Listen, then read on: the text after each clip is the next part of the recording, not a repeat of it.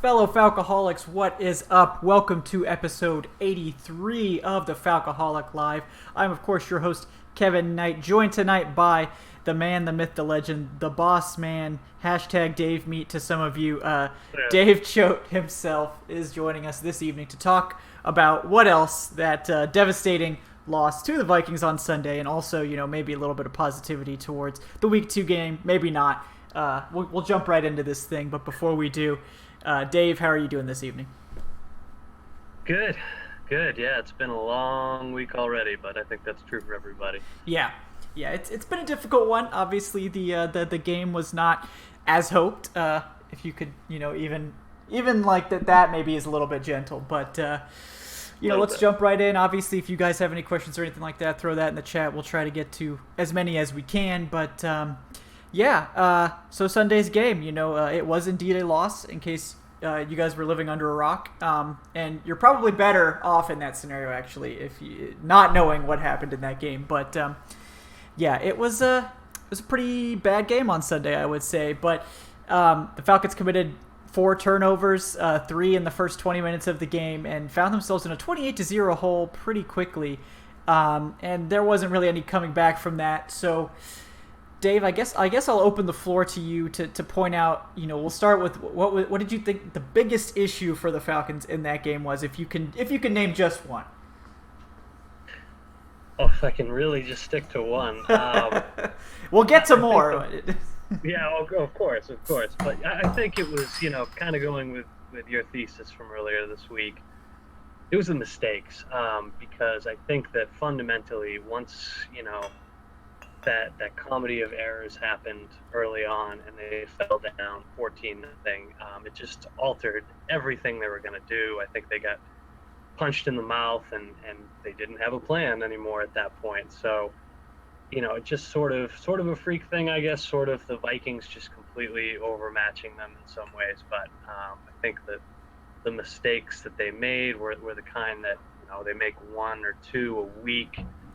Maybe against an inferior team you escape, but against a team like the Vikings, it just made way too many, and that was sort of the theme of the day, was that every time they got close to doing something right, they screwed it up in catastrophic fashion.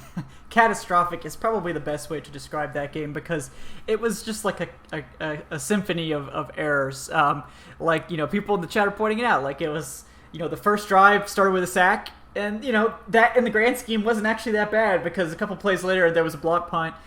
Minnesota gets the ball at like the 20-yard line and promptly scores. Then Falcons get the ball back. Matt Ryan throws a pretty bad interception, into a double covered Julio Jones. And, Vikings also get great field position and turn that into another touchdown. And it's 14-0 and it hasn't even been 5 minutes in the game yet. So it's tough to come back from that. And it's that's something we're going to get into is this a warning sign for a terrible season, or is this a game that we might be able to label as an aberration later? But yeah, that block punt, to me, that was what set off the cavalcade of terribleness that was the rest of this game. But turnovers to me were the killer.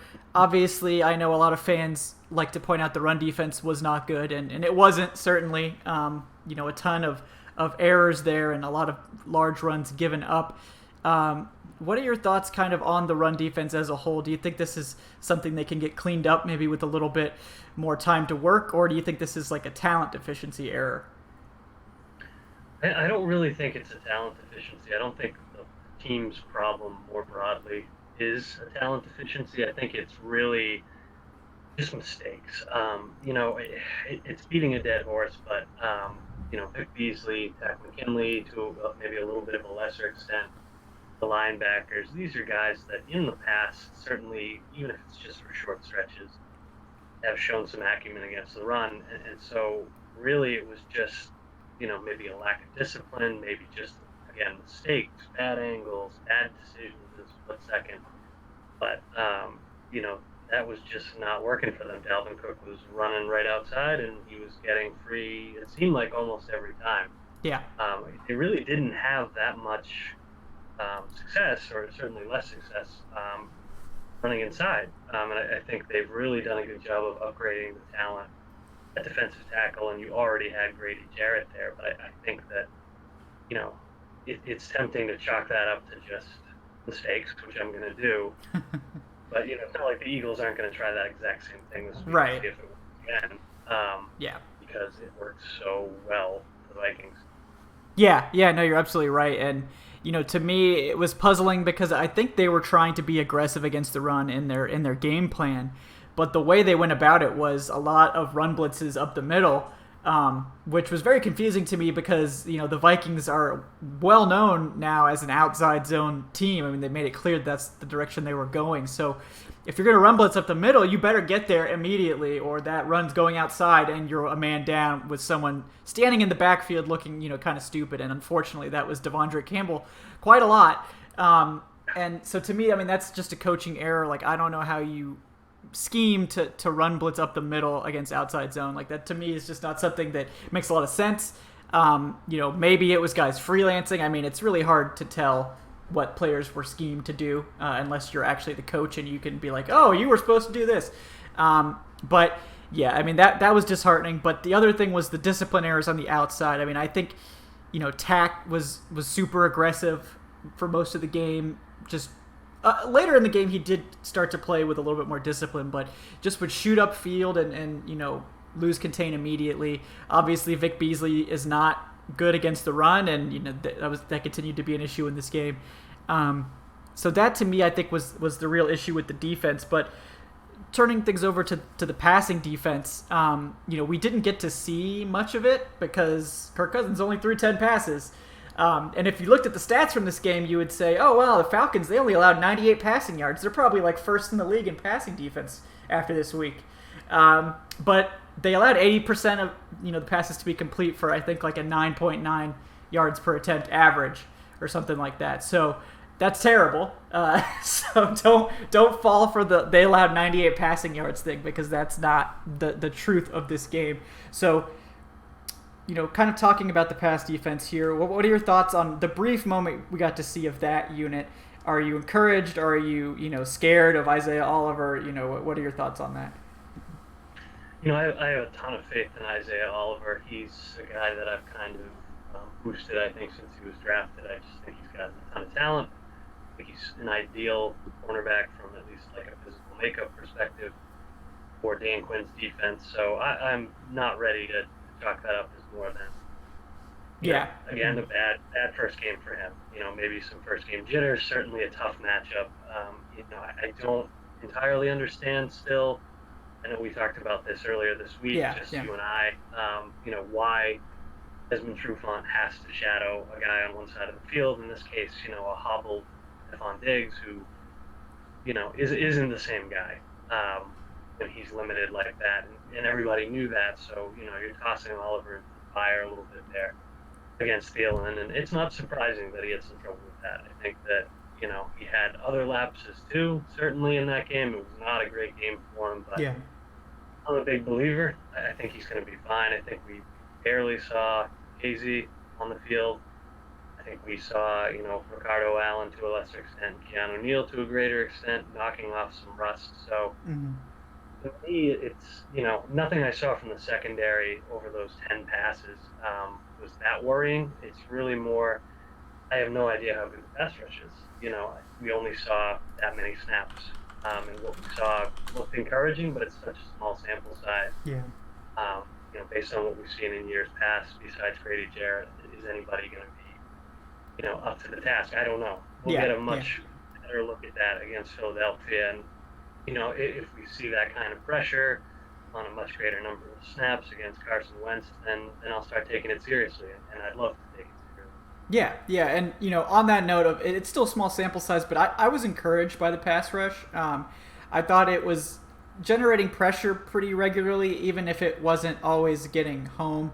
And like we saw, there's only 10 pass attempts, so there's not a lot of opportunities. But, they forced 3 fumbles. I think Cousins fumbled, once or twice even in the game. They did call a fumble an incomplete pass at some point, but they were getting to Cousins when he was dropping back. But the problem was they didn't need to drop back at all after a certain point, and that just is not a recipe for success when a team can run the ball like 40 times in a game. But in terms of the little glimpse we saw of the pass rush, what are your feelings on how we're going to be going forward there? I think pretty good. The hard part for me is like, again, in that small sample, how seriously do you take that? I thought Vic Beasley showed a little bit. I think that Dak is going to break out this year. I don't know to what extent, but I think he's going to have a good one. You've got Jack Crawford. Grady Jarrett is obviously a destroyer of worlds, and he looks like it already. So, on paper, that group looks really good. And I think that certainly they'll be better than they were a year ago up front. But yeah, we just didn't see enough. Yeah. We just didn't see enough out of them. So, again, that encouraging glimpse in that small sample size, just because of how often the pass rush has let us down. In the past, I'm not going to get too excited about it until I see more. But I do have higher hopes certainly than I had a year ago. Yeah, and I think we'll get to see a much longer look against Philadelphia this week because that's a team with 2 elite tackles and a pretty good offensive line overall. So that's going to be a good test for this pass rush to see if they can create any sort of pressure against them with regularity. Moving over to the offensive side, obviously the offensive line struggled. I don't think the pass protection was actually as bad as it might have appeared. I mean, considering they lost, a starter early in the game and then they had to shuffle things around. And they were shuffling right tackle the whole game for some reason. Presumably conditioning for McGarry, that's the only thing I can think of because they've named him the starter this week. So it wasn't like there was a big competition going on or anything. But, what are some of your takeaways from the offense's performance against the Vikings? Didn't like it. Not great. Like it. Yeah. Not great. That Freeman has been, and I think we're at this point with Freeman where he's been hurt for large chunks of the last couple of seasons, or most of last season.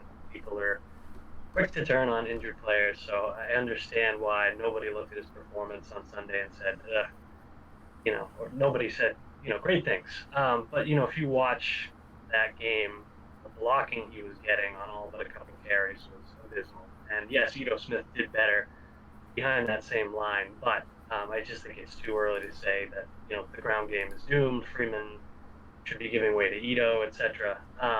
The thing I will say is that from a passing perspective, the encouraging thing is Matt Ryan's not going to make those kind of dumb mistakes every week.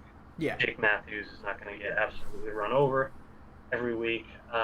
Caleb McGarry, presumably pretty soon, is not going to have to rotate every couple of series with Sombrello, which the sooner that happens, the better. Right. And, I think Lindstrom looked pretty good in that first game for the most part. Yeah. I do think, Brown is not a massive downgrade from him, right now, I'm hoping, at right guard. So, this offense, it was kind of a fluky performance against a team that they always seem to do poorly against lately. So it was disappointing in a lot of ways, but it didn't feel like a doomsday kind of thing to me because they're not going to be that bad on a weekly basis. And, honestly, even this next week where they've had a lot of trouble against the Eagles, I don't think we're going to see it to that extent again. I think they will bounce back. So not at the panic stage with any phase of the offense just yet, but when you fork all that money over and those draft picks into the offensive line, and that's your priority, that first game just left a sour taste in my mouth. It was terrible. I mean, it was really rough to watch. Going back, like if we look at some of the things, the offense wasn't terrible. The Falcons were putting up yards. They had 2 promising drives going, potentially to tie the game early and then, potentially to get back into it later that were killed by turnovers. Obviously, the Freeman fumble was just a fluky play in my opinion. I mean, the knee came up and hit it right in the perfect spot. So, I mean, to me, that's a play that those happen and you just have to deal with it. But the Falcons, they put up almost 4.3 yards per carry, which is not great, but that's not terrible. That includes Matt Ryan's scrambles, which he was pretty effective on. But the running game as a whole wasn't awful. It was just kind of mediocre. Ryan put up over 300 yards, 2 touchdowns, 2 INTs, over 70% completion.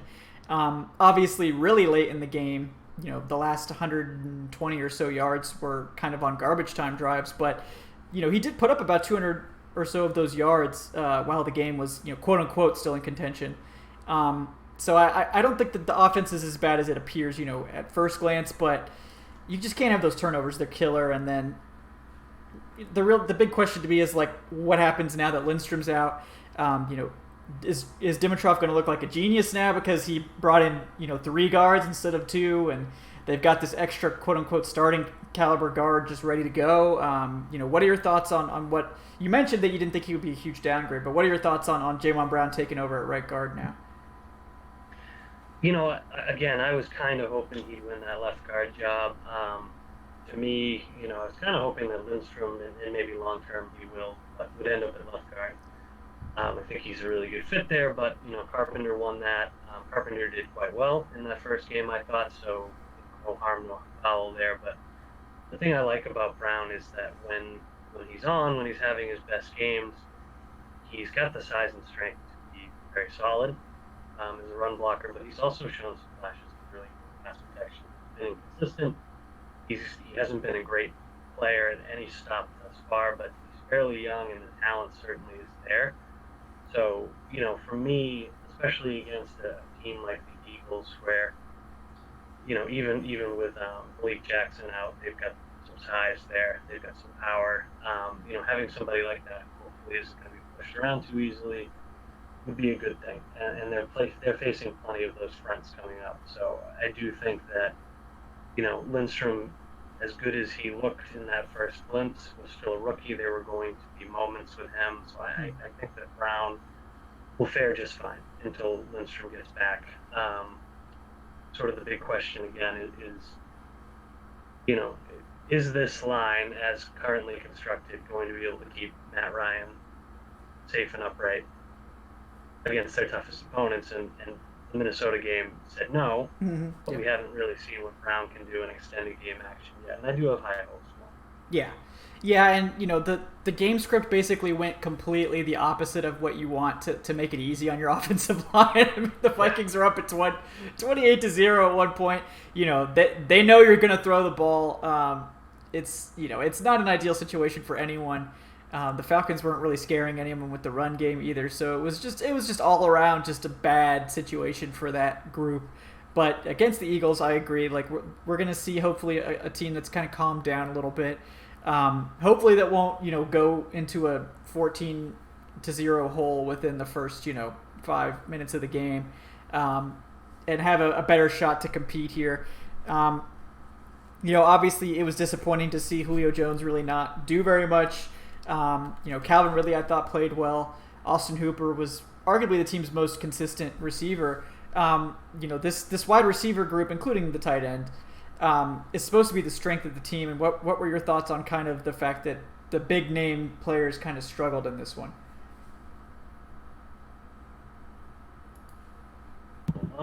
Sorry. No, it's good. Yeah. So, to me, first of all, you've got Julio Jones matched up against Rhodes. And Rhodes is a tough matchup, and we know that. We've known that for a long time. He's a really good player. That whole 2013 class of cornerbacks, minus the top 2 guys taken for some reason, is really good. And Rhodes has been as good as anybody at taking Julio out of the game. So there was going to be a little bit of that. I think the more surprising thing to me was that, there were plays where Ryan actually did have a little bit of time to step up in the pocket, and I felt like guys weren't getting open. Guys were getting open at the very last second, and that was putting additional pressure on him. Not that he was making great throws when he had to, but certainly it was not the kind of performance you hope for when your quarterback is under duress from almost anybody. Ridley certainly got going late. Sanu had a couple of games, a couple of nice catches, but Hooper and Hardy were really the guys that were getting open. And in your ideal scenario, those aren't the 2 guys that are getting open unless it's because everybody's open and you're just kind of picking your most advantageous spot. So I think that tells you a lot about the job that the Vikings did in coverage. That Mike Zimmer's defense is really dangerous, and I think that's probably one of the few times at least this season, that we're actually going to see the Stars not have games. And certainly, knock on wood for Julio, that's probably the last really quiet game we'll see from him for a while. Yeah, and it's not entirely unexpected that Julio has like a slow first game. I mean, this is something that has happened before. He doesn't play in the preseason games. It's mostly to avoid injury, but he's kind of earned that right. And that's just one of the consequences of not risking him to injury in the preseason is that he's probably going to be a little rusty to get things started. The good news, obviously, is that Philadelphia's secondary is arguably the weakest link on that team. They struggled against Washington, who is not known for being a good offense in the slightest. So that's potentially a bounce back opportunity for that unit. I guess the big thing about this game and the thing that we really need to kind of talk about is, what do we think this game actually says about the team? I know there's like a contingent of fans that are very, upset about this game for good reason. As obviously you've covered the team professionally for, an eternity. I've been doing it, for 4 or 5 years now. But like for people like us that have really have kind of the long-term view of it, we're used to seeing bad games and kind of shrugging them off. But I think for fans who get super excited and invested in individual seasons, having a really bad game like this to start things off just leaves a really bad taste in your mouth. And it's the only sample that you've seen so far of this team. But the big question, for tonight's show is this a warning sign portending doom for the season? Or do you think this is more of an aberration game that's not likely to be repeated going forward? I hope it's an aberration. I think it is. I do think it is. I think the tough part is, you mentioned the fans that are sort of sky is falling and you guys were wrong, etc. You can't tell that after one game. You should have learned that lesson a million times by now. But you do have to look at the context of this, and you have to look at this team, which, they have the talent, certainly, on paper to be a Super Bowl contender, even in the NFC, as tough as it is. Dan Quinn's job is probably in danger if they are disappointing again. Yeah. They're up against the cap, and they will be for the foreseeable future unless they get creative with things. This is a team that has to win, and I don't usually say that because, in any given year, only one team can win the Super Bowl. Only a handful of teams are making it to the playoffs and making deep playoff runs. But the Falcons have backed themselves into this corner. Everything that they've done has screamed, we are going to win now, or else. Yeah. So, in that light, anybody who looked at that game and said, oh my God, it's happening again, I can't blame you. You saw it last year. We all thought last year that it was. The injuries were part of that, but this kind of football, putting you in the hole at 0-1 and looking that bad, really puts you back on your heels. And knowing that the Eagles are the other really tough team for the Falcons to beat in recent years, and then we got to face them and could be 0-2. It's a tough pill to swallow. So, no matter how good you think this season is going to be, if you're a little nervous right now, that's well within your rights to be that way. But I guess what I would say to that is this was another one of those catastrophic games that all go wrong in all the ways that Falcons games go wrong. But, they came out of it relatively unscathed, poor Chris Lindstrom obviously being the exception. Yeah. And knowing that, there were a bunch of fluky things that happened that are not going to happen all season long. You're not only going to see most opponents throwing 10 passes. Most opponents don't have Dalvin Cook. Most opponents don't have an end tandem as good as the Vikings, who can just feast on a guy like Jake Matthews. A lot of fluky things happen. And, if we're going to have one of those legendary Falcon seasons where all the fluky things happen, then there's nothing we can do about that. But I think you look at it and you can't conclude that they're going to lose, 28-12 to a bunch of extremely lesser teams than Minnesota. I think that they're too good to do that. And I think until proven otherwise over, the course of more than one game, just assume it's a fluke for your own mental health, certainly, if for no other reason. But, this team really is too good to be that bad, and I will stick to that until I can't stick to it anymore.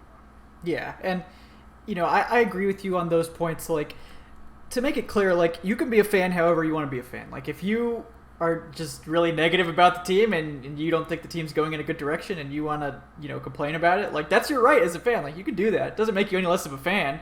It just happens to be that I disagree with that mindset. But, do you. Like, if that's how you enjoy it, like, go for it. But, Dave and I think, are on the more, like, optimistic side. Like, something that I have said to some people is that I would rather be wrong about the team being good than right about the team being bad.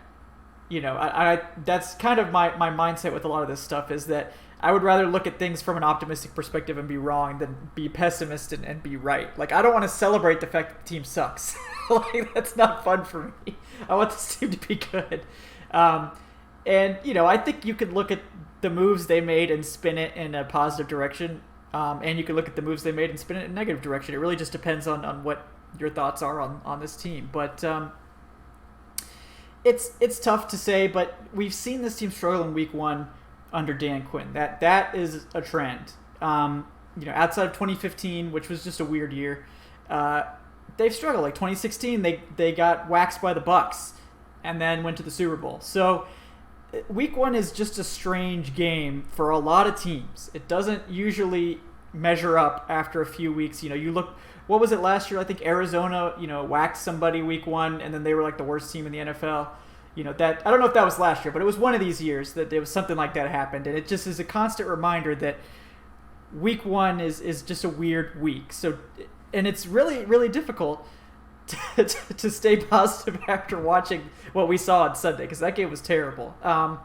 But, like you said, Dave, like, turnovers are one of the most random things in the NFL. They're part of what makes the game so fun to watch, but predicting turnovers, year over year, or even game over game, is, like, very difficult to do. It's something that analytics really struggles with. I mean, the only reliable method of predicting turnovers is quarterbacks that tend to be, turnover prone. That's, I think something you can track. And we know Matt Ryan isn't turnover prone. He had 7 interceptions all of last season. He had 2 in week one, against the Vikings. So do I think Matt Ryan's going to be throwing dumb picks all year? No. He's shown over the course of his career that that's not something he does. So I'm not concerned about that. Do I think that, people's knees are going to come up and knock the ball out of Devontae Freeman's hands regularly? No. Will it happen sometimes? Yeah. Because Freeman is going to fight for extra yards. I'm sure he's coached to do that. This team trusts Freeman to go get extra yards, and sometimes it works. Sometimes bad things happen. Is Sherrod Niesman going to have a mind fart and just completely not block the guy coming to block the punt? Hopefully he won't do that again. I mean, if he does, he's probably going to get cut. So, hopefully we won't have that issue. And outside of those turnovers, I think the team was below average, but they weren't a dumpster fire. This wasn't a Dolphins situation under any means. But it's tough to say, and I'm discouraged by that game, but it doesn't really move the needle for me. I need to see them play terribly against the Eagles before we can start talking about cleaning house. But even if they do lose to the Eagles, I don't think it's an end of the world scenario. We always knew going in that this opening 2 weeks was going to be really difficult. So it's just a tough start to the season for the Falcons. And then they do have kind of a little bit of a lull there in the middle, where maybe we can make some games up. But they kind of caught a break maybe with Andrew Luck retiring. I think the Texans look really good, so that's not a gimme under any circumstances. And the Titans certainly looked good in week one, but like we just said, week one's a weird week. Making bold predictions about the rest of the season based on a single game sample is a fool's errand. So I think if you want to be pessimistic about the season, this game was probably perfect for you. It probably confirmed all of your priors about how bad the team was and how bad their decisions were. And if you wanted to be more optimistic about the trajectory of the team, this game probably doesn't move the needle for you, and that's fine. And we'll see who's right here in a couple weeks when we see a little bit more of this team. But for now, I think that this game shouldn't probably adjust your expectations in a huge way, one way or the other. That's kind of where I'm at. Oh, is that Allagash White, Dave? Yeah. And you know that. Yeah. I love Allagash White. It's delicious. Oh yeah, it's right over the river. Oh yeah, it's tremendous, wheat beer if you guys are into that stuff. So tasty. I know we did have a couple of questions. Ignacio Reyes asks, besides fixing the turnover bug, yes, what can this team do offensively to give the D a head start on Sunday? So what do you? I'll let you take a crack at this one, Dave. Pass. I think So I don't want to be glib about this because the Eagles have really put the brakes on the Falcons. The last 3 times we've met, combined, I think the Falcons scored 37 points over their last 3 meetings with the Eagles. So I'm not trying to downplay the Eagles' game planning, their defense. I'm not going to be guilty of that. But Case Keenum threw for 380 yards against them last week. Yeah. Again, week 1 being a fluke, etc. I accept all of that, but that is Case Keenum's career high passing yardage. And Case Keenum was better, 3-4 years ago than he is now. If I'm the Falcons, I come out firing. I take those deep shots as soon as I can to Julio, to Ridley, and see what happens.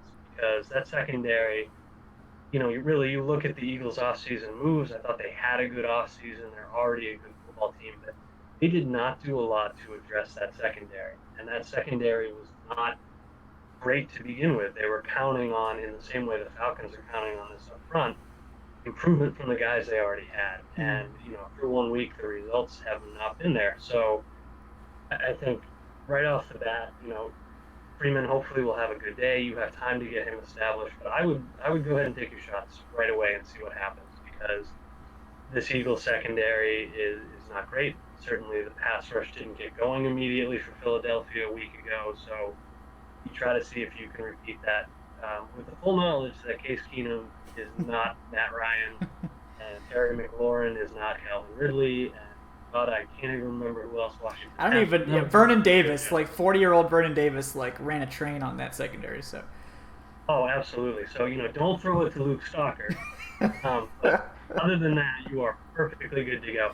So that's how I would do it. I mean, it's not fancy, but I think this team gets a little stuck sometimes, and that was my problem really with the goal line call for Stalker a week ago, was that, this team should be challenging even great defenses because they have great players on offense. You should not be shrinking down and saying, we got to put our goal line package in, let's try to get the ball to Luke Stalker. I can't get over that.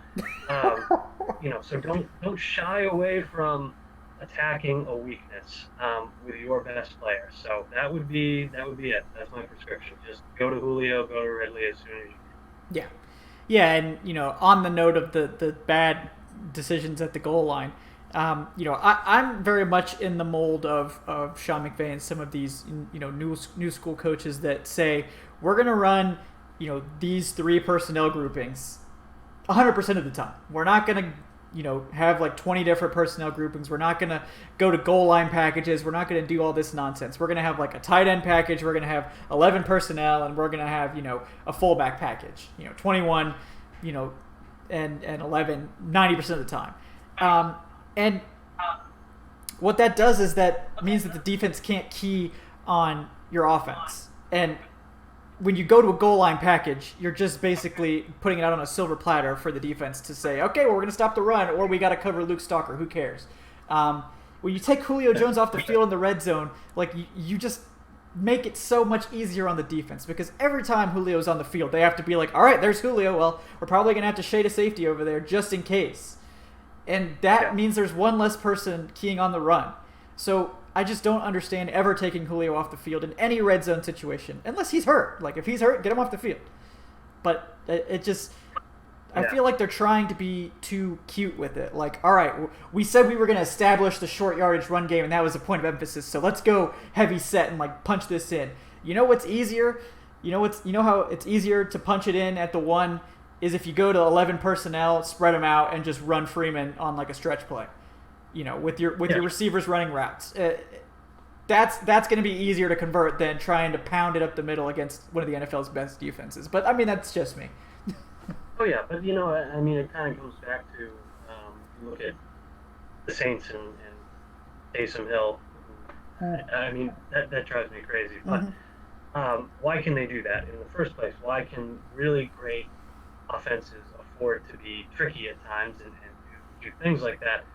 It's because the rest of the time they're just, doing whatever they feel like doing. And if you're going to limit yourself by taking your playmakers off the field, or, I'm not harkening back to anything in particular, but running a jet sweep on 4th and 2 with a smallish wide receiver, like, it's just not a necessary thing for them to do. I think the Falcons just have to have the mentality that, even against good defenses, you can win with who you've got, and they've got to do that.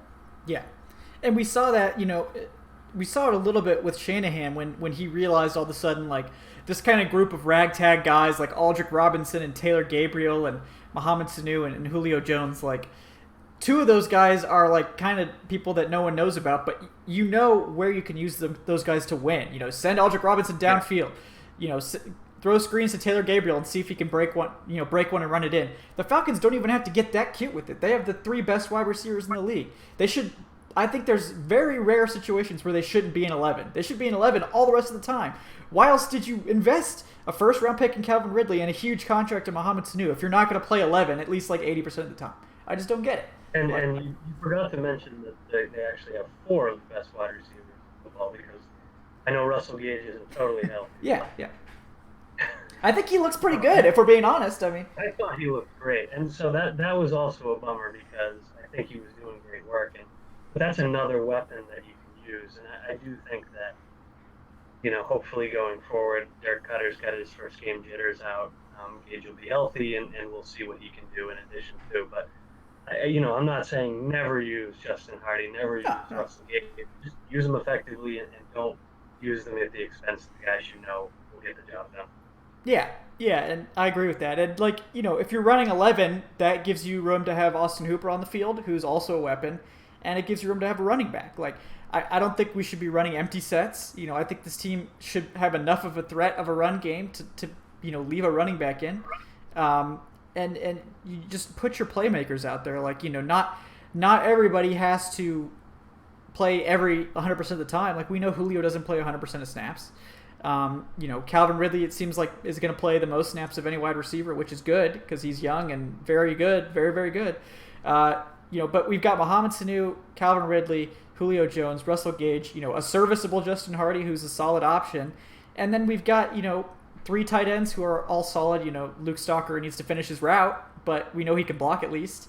And then we've got this stable of running backs too. So I don't know. I just don't get taking your receivers off the field when it's been abundantly clear that we built this team to be a 3 wide receiver team. And I just felt like we didn't see that much of that set against the Vikings. And part of that could have been due to game script. Part of that could have been due to the fact that the offensive line was getting caved in, so they had to add more tight ends. We saw 7-man protection sometimes in that game. Didn't seem to really help that much, but it's tough. But I just think that a lot of times NFL teams get a little too cute with these personnel packages, and instead of just using their best players that they spent all these resources to get. It's confusing, to say the least. All right. Let's see. Okay, so I know someone asked about Russell Gage and if we'd gotten an update on his health. As far as I know, we haven't. I know they had said that he was in the concussion protocol, so it's probably going to be at least a week, maybe 2.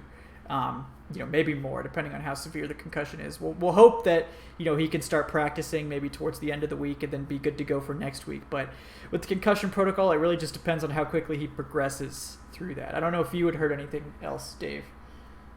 No, not to this point. So as far as I'm aware, they're evaluating him. I don't believe he practiced today, although he was out there. So hoping that this is a short-term thing where they, kind of like cagey this week. He probably won't play, but he'll be back for week 3. Again, his speed and certainly his route running and his skills as a receiver seem to have improved a lot this year. So I'm excited to see what he can do, and hope he doesn't have to miss too much time.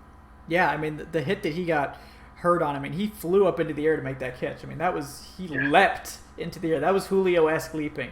He's not as tall as Julio, so he can't get quite as much, vertical. But, it wasn't a good throw from Ryan, and he really went up there and got that ball. That was just a nice play. So hoping that he is healthy going forward for this team. Yeah, I mean, I'm kind of ready to finish up with the Vikings game. Is there any other points you wanted to make about that game before we move on to talk about the Eagles?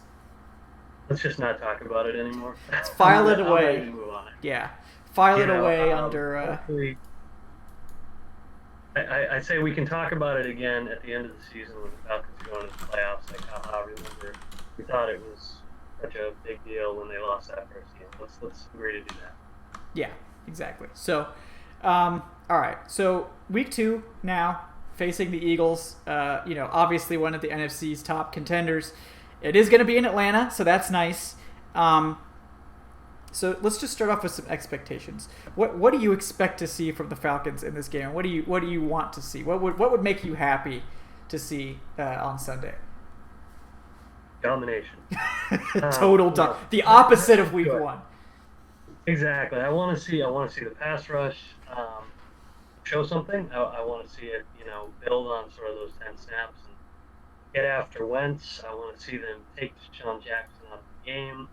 I want to see them largely shut down that running back rotation, especially Smalls. That's always dangerous. And I want to see them just, eviscerate this Eagles defense, which it feels like maybe they have some small shot of doing this time around. So I want to see, it's not going to be a blowout win against the Philadelphia Eagles, not based on recent history, not based on how good we know this Eagles team is, but, like a convincing win is what I want to see. That would make a huge difference, I think, in everyone's outlook about the season, and it would certainly put a lot of minds at ease after week 1. So, if it's a 7-point win, great. If it's a 10-point win, even better, but just win the game and show us certainly what the talent level in Atlanta and hopefully the new coaching staff is capable of. Yeah, and that's kind of where I'm at too. Like, it would be really nice to see this team pull off a win here against a very strong opponent to kind of get us back on track. Because being at 1-1 is no big deal whatsoever. Being at 0-2 is when you start to get into okay, if we don't win this next game, we're almost looking at being numerically eliminated from the playoffs in terms of statistics and past history. So it's important to win this game if you can. So obviously you and I are both rooting for that, and a convincing one would be even better. So let's talk about how they get there. I know you already spoke about, wanting to start fast, pass the ball a lot. On defense, what do you think some keys to the game are for this Falcons defense to slow down Philadelphia's passing attack, which looked electric in the second half against Washington? I think you got to get pressure in Wentz's face. I think that's the ideal thing. I think that, Wentz can run. I think, nobody on that Eagles team really wants to see him having to do that a lot. I think you've got to flush him out of the pocket and try to make that happen. So defensively, I'd love to see Grady Jarrett, Jack Crawford, Ty Davidson, if he's up for it, get after him. I'd love to see some pressure off the edge too, but this is a very good Eagles tackle group, so I'm not expecting maybe the best game there. But I'd also like to see, again, whatever it takes. There's plenty of receiving options here, but you've got to stop Deshaun Jackson in particular. You saw what he can do with a quarterback like Wentz last week against Washington. That really keyed the comeback in a lot of ways. Just how effectively he was working downfield, and so if the Falcons are going to let that happen, those are the kind of long, quick scores that are really inspiriting. They're kind of backbreaking. They force the offense to spend a lot of time on the field when they don't want to. So, I think if you can take Jackson out of the game and you can really get after Wentz, not saying the rest is easy, but certainly it's much more manageable to take care of the run, with this particular group of running backs that they've got. It's certainly a lot easier to shut down some of the other options, even the good ones like Zach Ertz, like Alshon Jeffrey, if Jackson isn't a force of nature and you're not using all your resources to shut him down downfield. Yeah, and I think we're going to have an interesting, look at the Falcons scheming here too, with how they decide to play the corners against these guys.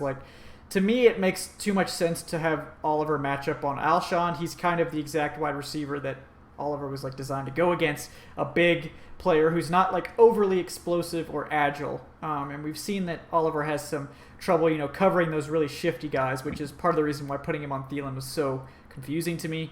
But Jeffrey is the type of guy that Trufant has struggled with because he's a size mismatch.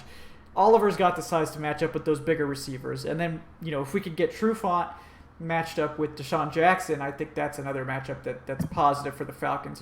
Trufant isn't the fastest, but Deshaun is fast, but let's not pretend that he's like an elite speedster anymore. He's very fast. He's not like 4.3, early career Deshaun Jackson. Washington's secondary is terrible. So let's calm down a little bit there on the Deshaun Jackson hype. I have him in fantasy, so I'm as excited as anyone about Deshaun Jackson this year. But he's not this elite speedster, so I think Trufant has the speed to keep up with him. So yeah, how would you play the corners if it was you? The Eagles really don't have a super interesting nickel option, which means KZ probably has a pretty good matchup against whoever they trot out there, whether that's Aguilar or Arcega-Whiteside, who really the rookie who didn't really get any run against Washington. How would you kind of arrange the cornerbacks if you were in Dan Quinn's shoes? That's more or less it. I think, again, as you've said, when Trufant really has a lot of trouble, he's not often burnt, just straight up burnt by guys. And I think it's easy to forget that, because he has those couple of plays every couple of games, maybe where, something very visible happens and people go, oh, Trufant again. He's never really had that much trouble with speedy guys. He's certainly a great cover corner most of the time. And, after that aberration year of 2017, a couple bad games last year, he was really good. Again, I would trust him on Deshaun Jackson. I would absolutely put him on Deshaun Jackson. And you certainly don't have another option for that right now. Kendall Sheffield, maybe his speed would be terrific there, but he's not ready for that assignment. Yeah. By any stretch of the imagination. But he has had trouble inside. So I think Oliver is your guy there. You want to try to get Oliver matched up with guys who win with physicality and guile and size, because he's an ideal matchup, at least physically, for those guys. That's kind of why you drafted him. So, if you match those two up, and then Casey's got who he's got, you trust your safeties and linebackers, hopefully, to do a decent job, at least with the Eagles tight ends, who are very tough to stop. You're putting your best personnel in the best position to succeed, and hopefully, it doesn't come to a situation where you do have to have safety help over much, anyways, to take care of Deshaun Jackson. I'm thinking that. Yeah, it would be ideal for the Falcons, I think, to be able to run cover one and just have Ricardo kind of sit back and kind of do his own thing, as opposed to having to shade constantly to one side or the other. Because I think we're going to see the Eagles try to exploit the Falcons, run game woes. They are also an outside zone team. They've got the rookie Miles Sanders there. They've got Jordan Howard. They've got some guys that can run there. How do you think that the Falcons' run D is going to perform in this game, and do you think that's a point of major concern going into this one? It's a big concern to me. They don't have, this isn't a couple of years ago when LeGarrette Blount was a big factor there. They're not going to try to bang between tackles all that much, I don't think. It's not that Jordan Howard and maybe Miles Sanders, to a lesser extent, can't do that. It's that they're going to look at what the Falcons did a week ago against the Vikings. Basically all of these guys have speed. We have an awesome tackle group. We're going to try to get these guys, sprung on the outside and let them run. And the Falcons did not do a lot last week to engender confidence that they can stop that. That is my big concern for this week. Besides, Wentz going nuts and finding Jackson, is really just, can they put the brakes on this group of running backs? And, there's no superlative talents here. I think Sanders could be very good. He's probably not quite there yet. Sproles is getting older. Howard is fine. He's nothing special to me. So you really just have to prevent that very solid offensive line for the Eagles from opening those holes and letting these guys, get free. I thought the Falcons just made too many bad decisions and blown off the ball on way too many plays against the Vikings. So you look at it and you say, probably the Vikings offensive line is not as good as the Eagles, but certainly Dalvin Cook and Alex Madison are better players than what the Eagles have today. So you just got to count on the fact that, you've got the talent, you've got the speed to take care of that, and they've got to do it. There's no other way around it. You're going to be challenged, and you have to do better than a week ago. But certainly, it's in the back of my mind that they won't do better than a week ago. Yes, so. Darkness, my old friend. Welcome back into my life. Exactly. You're absolutely right. And like part of the reason Minnesota was able to have so much success on the ground, like if you look at it on a per carry basis, like the Vikings only averaged 4.5 yards per carry against the Falcons on 38 attempts, which is an absurdly large amount of attempts. Like that's, we've all heard the statistics. Like teams that run more than 30 or 35 times in a game tend to win, and it's not because the run game is that important, folks. It's because you run the ball when you're ahead, and when you can do that, it works really well to kill clock and to demoralize teams. And the Falcons, couldn't stop it. But outside of those huge runs that they allowed, which were obviously killer and resulted in, I think, 2 of the Vikings' 4 touchdowns, on a per carry basis, they were like bad, but they weren't catastrophically bad. 4.5 is like a good average, but it's not like 5 or 6 yards per carry, what some teams gave up last week.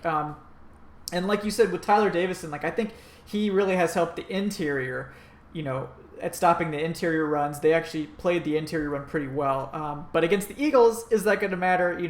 Who knows? Like this is a team that likes to run to the outside. So one way I think they can potentially keep the running game from getting out of hand is, like we said earlier, is to get on the board early and prevent the Eagles from running the ball 30 plus times in this game.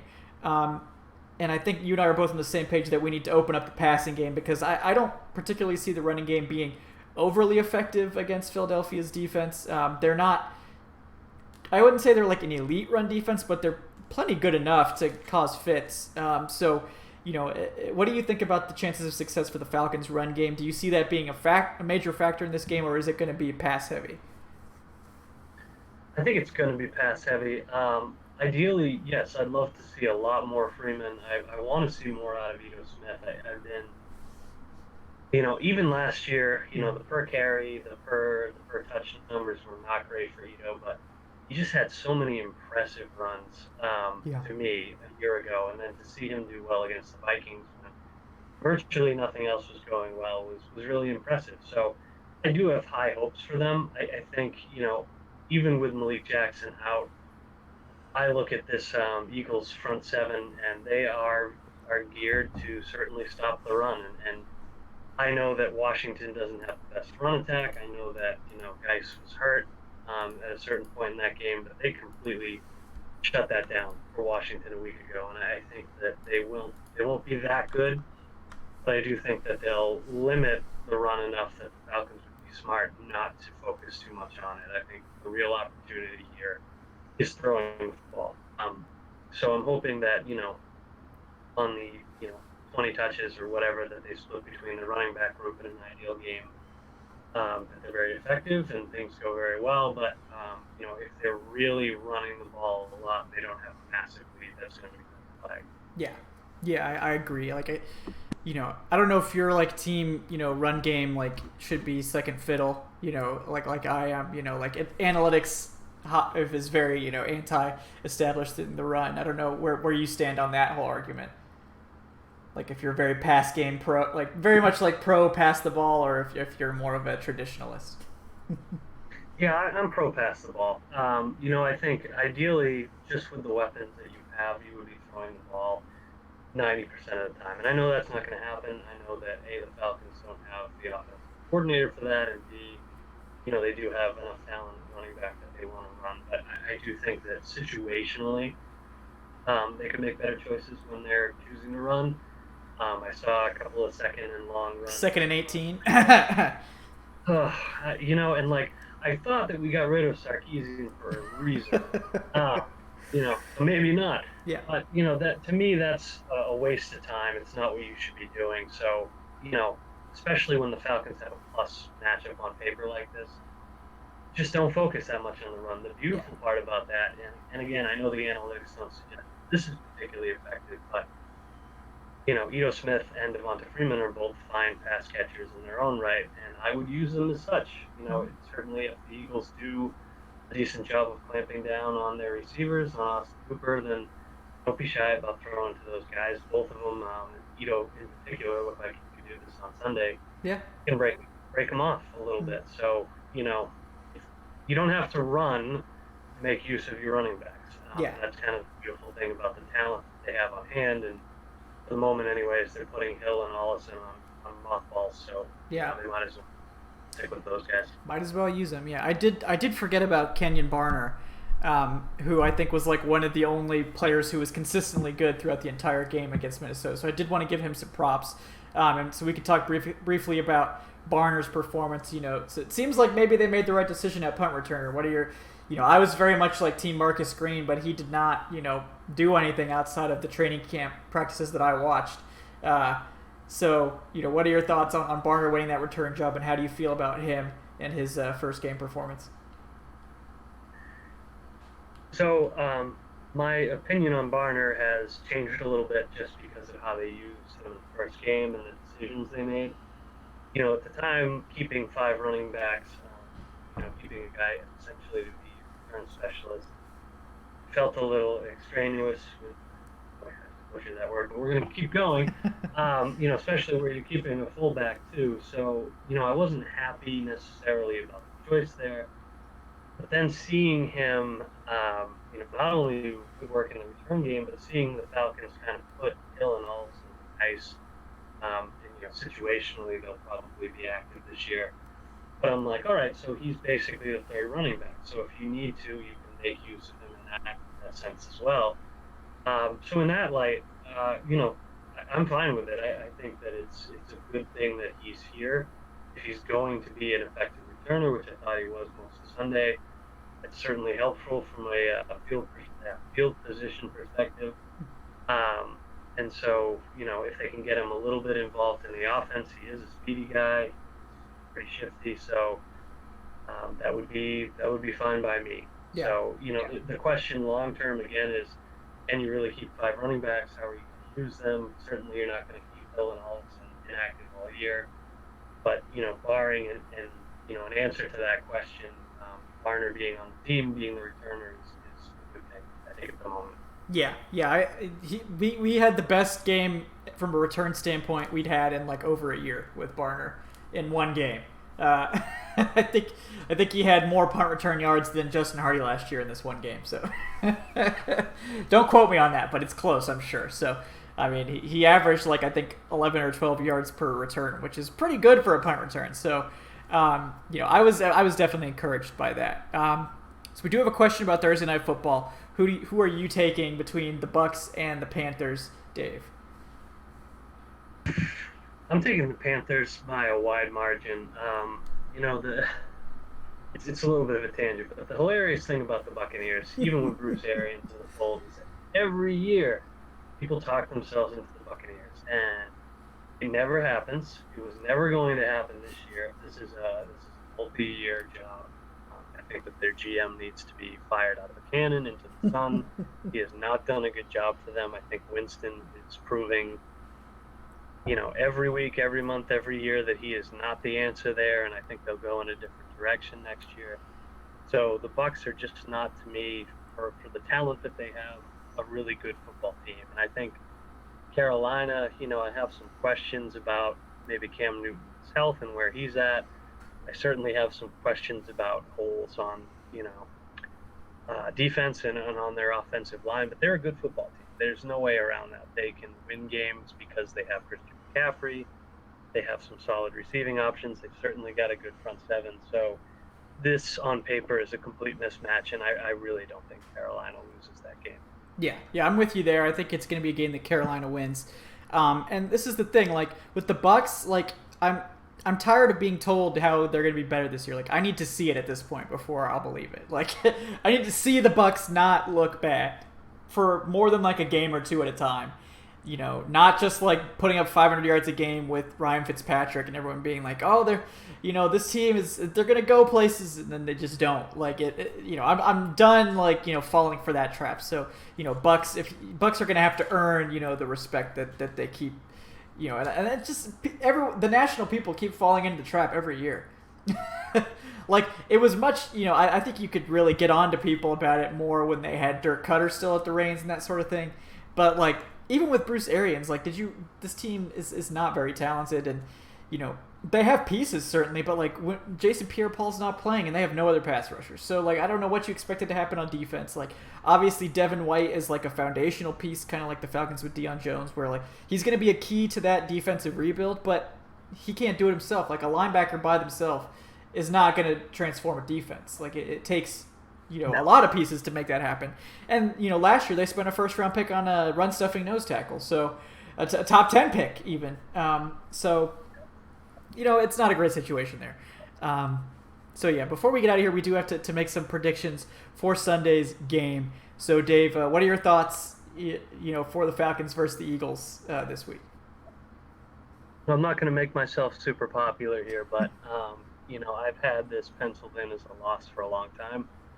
I know the stats for 0-2 football teams. I'm still hopeful for these Falcons, but I do think this is going to be a tough game. I think we know this is going to be a tough game. I think it's going to be potentially the first shootout that the Falcons and Eagles have had in a little bit, just because of the changing complexion of this Eagles team and how they look this first week. But I do think the Falcons are going to probably struggle to win it unless they can come out and look considerably better than they did a week ago.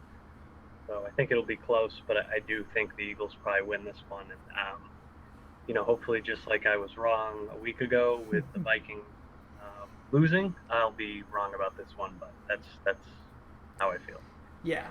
Yeah, like if the Falcons had beat the Vikings, I would probably have predicted this one to be a loss just because, we can't have nice things here. But look, we can't go have a Falcons show without anyone picking the Falcons. So, I'll have to do the honorable thing here and pick Atlanta to win this one. But I do agree with Dave that it's going to be a higher scoring game than you might think for, the Eagles, like defense, they were known as having this great defense, but I think we saw last week that this is a defense that maybe can still be good, but they're still very much settling with their new pieces. And without Malik Jackson, they've got Fletcher Cox and they have some pieces on the edge, but they don't have the sheer like talent on the edge that Minnesota has. Minnesota has two of the best edge rushers in the game. And Philadelphia has Fletcher Cox still, but without Malik Jackson on the interior, they're just not dominant like they have been in years past in terms of that pass rush. So I do think it's going to be a high-scoring affair. I do think Atlanta being at home and having, this be a must-win game essentially for them. Hopefully they put on a good performance and really rally, but it's going to be close. It's going to be a nail-biter, but I do think that Atlanta's going to take it home and quiet down the raucous fires of, rebellion within the fan base for at least 1 week. So, we'll see what happens there, but I'm hopeful at least. And to be honest, like as long as they look good, like if they were to lose by 1 point and they look actually like a good football team, that would be enough for me to like be like, okay, this season's probably not lost. But if they get blown out again, I mean, I think it's I'm gonna start getting the mock draft machine fired up, So I know someone asked about. When the draft takes are going to start. So hopefully not for a long time. Is my answer to that. Oh God, I can't do that again. Nope. That's this. You got to at least wait until Eric gets back from his work thing to start the draft takes. So, yeah, Ernest. Sorry, like I forget to post on Facebook sometimes because this isn't on Facebook Live anymore. And like Facebook just sucks in general. But yeah, I will try to get better about reminding people on Facebook that the show is going on. But it is at the same time every week, so hopefully that's helpful to you. Any final takes, Dave, before we wrap up here? Yeah, I would just say, we got through Sunday. We're a few days away from it, so don't give up hope yet. Hopefully it's a good game on Sunday, and we'll be here either way. That's the Falcoholic promise. We'll be here for you when everyone else has left you. Exactly. When your wife leaves you, we'll still be here. When your wife leaves you, as Matt always says. Yeah. We'll still be here. Yep. All All right, guys. Well, thank you for tuning in tonight. Thank my wonderful guest, Mr. Dave Cho, at the Falcoholic, the boss man himself. Dave, anything at the site in particular that you'd like to plug? No, we have a lot of great stuff coming up. I think we'll do our predictions. We'll have some analysis ahead of the game. I think we have some good stuff coming. We got a good piece on Isaiah Oliver coming tomorrow from Alan Stirk, who's always great with film. So just stay locked to the site, and we'll have a lot for you. Absolutely. And guys, before I give my final goodbye, please do throw the show a like if you enjoyed it tonight, and give us a subscription as well. We are closing in on 750 subscribers. The numbers have really risen quite dramatically since we started doing these shows. So we appreciate all of you. I'd like to get us to 1,000 before it's all said and done. So spread the word, throw us a like, subscribe, all those internet things. I guess they do help in some way. I still haven't figured out the algorithms for that, but they do help. So if you don't mind, do that for us. I'm of course Kevin Knight at Falcoholic Kevin on Twitter. If you're negative about the team, maybe don't go read my article from yesterday where I talked about maybe it's not as bad as you think. I also did have an article about Kenyon Barner, giving him some love for his good game. So check that out too. And then we're like Dave said, there's going to be a lot of tremendous content coming up this week on the site. And win or lose, we are here for you. I will be, I think, doing a pre and post game show again this week because it is a primetime game. So those are always fun. So come and hang out with me before and after the game as well, guys. And until Sunday, enjoy the rest of your week. Enjoy the early games stress-free, and we will see you Sunday night. Until next time, guys, I'm Kevin. He is Dave the Boss Man. Have a great night, and we will see you on Sunday.